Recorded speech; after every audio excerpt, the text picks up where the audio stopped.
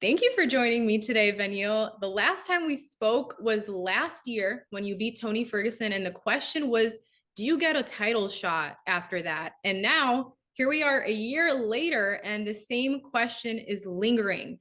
Why you still haven't gotten that title shot is beyond me, but we'll get into that a little bit later. First, I just wanted to talk about this fight against Mateusz Gamrot, and it was coming after a long, time off that you had due to your injury, and you ended up taking on this guy that you really didn't have to take on with a lesser ranking value, but he brought in a lot of momentum and speed. So you did a phenomenal job killing that momentum. And basically, you had a great takedown defense, rejected like 15 of his 19 takedowns. So overall, after all that, my question to you is, how important was that win for you, and what does it mean? That win was make or break. Basically, it was a lot of people were saying like, hey, why is this, including my coaches and management, they were like, hey, we shouldn't be taking this fight, we should wait for someone ranked higher and all these things. And the truth is, I just really wanted to fight. I love fighting, and I hadn't fought in over a year and a half due to injury and other things. So I really wanted to get back inside that octagon. And I believe I'm the best in the world. So what difference does it make who I fight, right? So I don't care if he has a lot of momentum. I don't care if he's the next big thing. I believe I'm the best. So whether it's him or somebody else, they're all the same to me. No, for sure. Well, you're ranked number 4 now. You're on 8 fight winning streak. All of that going on, and it's looking like possibly it's going to be between you and Oliveira, a fight with Volkanovski. Like, he's going to probably be taking the title spot. I don't know how it's going to shape up, but what does it look like? What's next for you? It's all hearsay because I don't know who I'm fighting. The UFC is talking about making Makachev and Volkanovski happen, but that's not for sure either. Because if you think about it, there's people he can fight, and then there's people Islam could fight, and then they could build that fight up. In the future, the lightweight champion and the featherweight champion. So we'll see what happens. I'm not really sure, but like I said earlier, I believe I'm the best in the world. So whoever they put in front of me makes no difference. Oh, for sure. And you're a very like humble person. You're very faithful. You talk about your faith a lot. Do you think that has hit, because okay, you guys in the UFC don't typically talk about those things. They're very, Yeah. so do you think that the fact that you're not like that has hindered you from that title shot? Like, I don't know if it's the fact that I speak so much of my faith, or the fact that I'm just not very confrontational when it comes to the meetings. And in terms of there seems to be this approach in MMA right now on how to make fights bigger. You talk a little bit of smack, you have an altercation in the back room or something. Stuff like that builds fights. So, and you're not really going to see me involved in stuff like that. So I think that's the reason why you don't see me get pushed so much. Also, I'm not a big fan of social media. I try to stay away from it as much as I can. I'll respond to people here and there, but overall, I prefer to spend my time with my family. And so all that plays into it. I understand the UFC is profit driven, and maybe I'm not their ideal candidate, but I have to be honest to the person that I am, and I have to be faithful to my creator, and go forth like that. So it's just, I get the situation. I'm not mad at anybody. I get what they need to do, and I know what I need to do, and that's how I would go forward. and that's what we all love about you, your authenticity, your humbleness, your faith, and how much you love and respect your family too. Those are all good values that clearly you don't have to change. But speaking of just that side of things, what is it like being a new dad? The last time we spoke, you were expecting a baby, and now you're expecting another one? That's right. A Syrian man. I'm trying to have a lot of babies. I feel like you know, uh, back home, I came from a small village. Everybody had like 5 to 10 kids. So I don't know why things have changed. I don't get the whole I'm gonna have one kid, I'm gonna have no kids thing. Yeah. Like, where's the fun in that? Where's the fun in having no kids? Like, what are you gonna do when you go to the supermarket without your army? How is that gonna be any fun? So I'm trying to have a lot of kids. I have a daughter right now, and she's the best thing out of everything I've ever done. My daughter is the best thing that's ever happened to me. So that's one, obviously. And then I'm gonna have another daughter, and then hopefully, uh, like five more daughters, and then maybe three sons. That's the number I'm looking for. But we'll see. My wife really wants boys, so I don't know. I haven't thought too much about it, but that's my thought. But yeah, being a father is great. Being a husband is great, and I get to support them fighting. So life is good.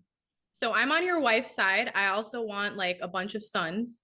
So Hmm. that's crazy. They say you want more daughters, but if you do have a son, what is like the first name that pops up into your mind that you name him?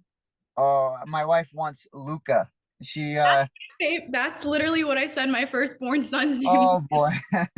Yeah, so we watched the was it Pixar movie? My wife's like, "Oh, I love that name." She looked into the meaning of it, and it means light, I believe. And my daughter's name means brightness. She's like, "Well, if we could have a Luca, like it matches." Yeah. I was like, "All right, sure, whatever. That's fine with me. We can go with Luca. I'm not very picky as long as I can have kids, you know." But at the moment, I'm winning. I'm 2-0 against my wife. Well, your wife is pretty clever. Great minds think alike, because that's the name I always said. I've had my names planned out since like middle school. So, but That's anyways, that is awesome. I'm super happy for you. It's just awesome. But what does your daughter like? This is something that I always thought of because I always see her in the pictures and she's at everything, and that's amazing. Well, how does she react to you after a fight when you're all like looking the way you are? to be honest, she watches my training and she doesn't think much of it, right? Training's whatever. The fight was really weird. All throughout the week, even fight camp, even when I was cutting weight, I'd hold her, I'd play with her. It was pretty normal. Fight day, on the other hand, I didn't pick her up once, and I didn't fight till like nighttime. So she could feel my energy. She normally takes 2 naps a day. She took 0 naps. I remember going through the fight. After the fight, I kind of grabbed her, and she almost seemed like she was shocked. I did all my interviews, and instead of sitting down and watching the fights, I could tell she was tired. We went back home or back to our hotel room. She fell asleep, and then the next day she was sick. So obviously, all things considered, it was tough on her. It was probably tougher on her than we imagined, right?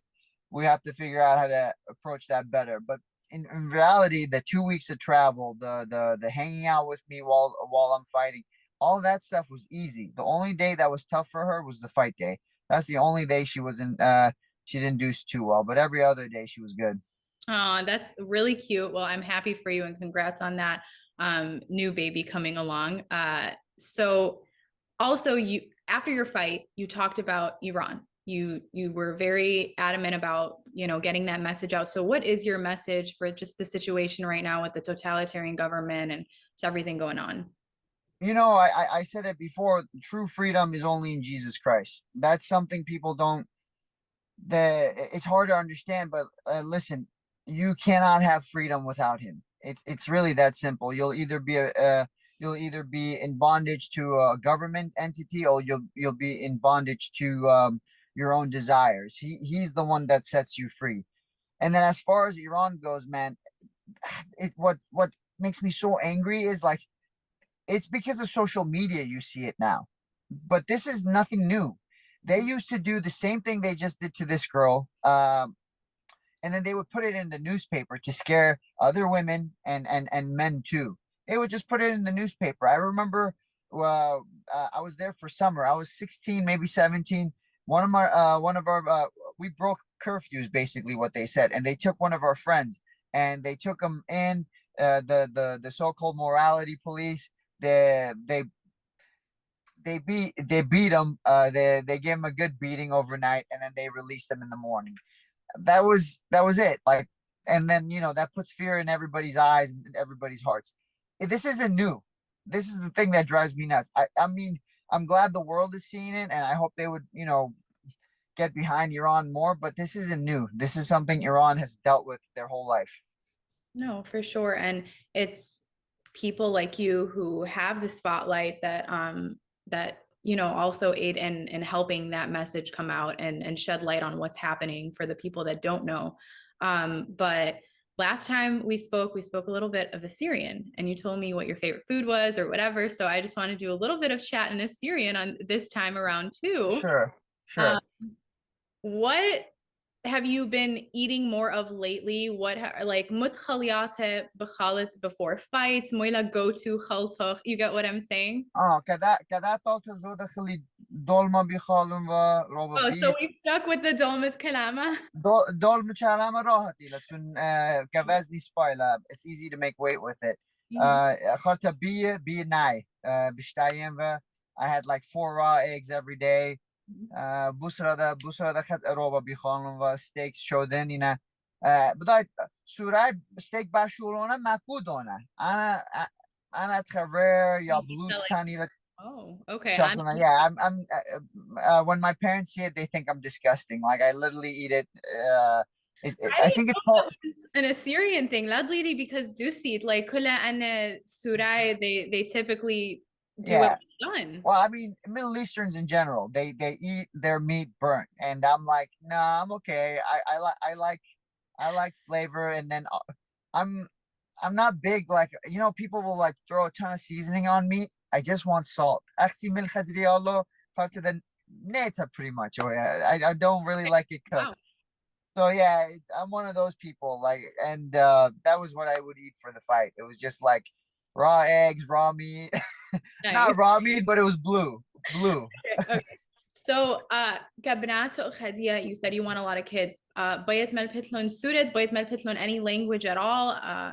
من براتي انا اختي سوراج هم زمن ليش انا خين اللي هم زمن منو انجلس له هم زمن منو فارسي له هم زمن خشم دانای فارسي كاتو زمرن اینا اختي منو سوراج هم زمن خارتا اتلن الا بيت اني چول اتلن عادي تازشكي لخ مولا شماني ان ايطالياي سوره عادي يعني بشارك كمتا كنا جري انجلس بليابلا خارتا فيتناميز بليابلا سوراي بليابلا عادي خزق موزر بنبلا الأورخة مو كم تب بيال بالي أمدي كم تلبنا خنا من تام بجري أعزق فور خزق مبتو دخ خزق ساعتوني لأينا يا سورة زلد بليابنا كاتي راهتي لكدي خب عادي كدي أنا طلع ليشان لمسن يالبنون إنا أيا بايا يالبالون شمسة سنسورت لا Of course, أي دانا قديني على سورة أي دانا بوشيلة بي بوسباي.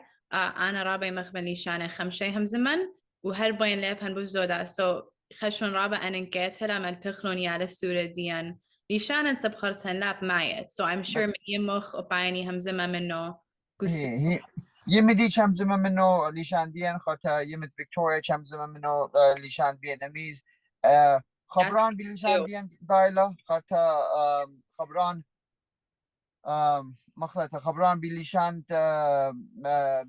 فيتناميز دايلا خاطر انجلس ده بدايلا خنا شنو انا من بختي انجلس همزوم خنا ايدا باليابلا Yeah. Kina Raba smart poya bratoch because Lali Shanip Pemzima. So that's really good. That's an important thing. ايه خنا اورخا خيتا لتلا Yeah, I love it. That's really good.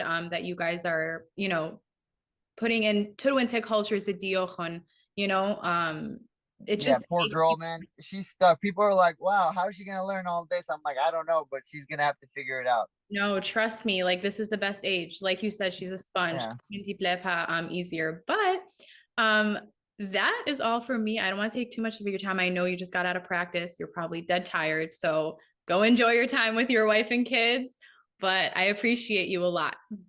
I appreciate you. Thank you for the call. Thank you for the chat. Have a No great day. problem. See you, Benil. Bye Bye. bye.